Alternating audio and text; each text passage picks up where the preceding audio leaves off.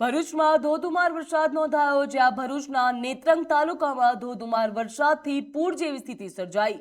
બેડા કંપની થવા મુખ્ય માર્ગ ઉપર કમરસમાં પાણી ભરાયા છે। ભારે વરસાદથી મુખ્ય માર્ગ બંધ કરવાની ફરજ પડી। વાહન વ્યવહાર સંપૂર્ણપણે ઠપ જોવા મળી રહ્યો, જ્યાં ખાપજી ખામ અને ગારદા ગામો સંપર્ક તૂટ્યા છે અને ગામોના લોકો અવરજવર માટે અટવાયા હતા।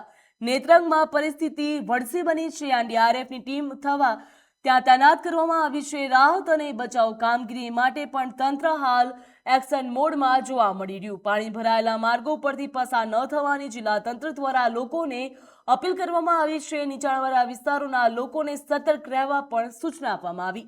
સતત વરસાદથી આગામી કલાકોમાં સ્થિતિ વધુ ગંભીર બનવાની આશંકા પણ હવામાન વિભાગ દ્વારા વ્યક્ત કરવામાં આવી છે।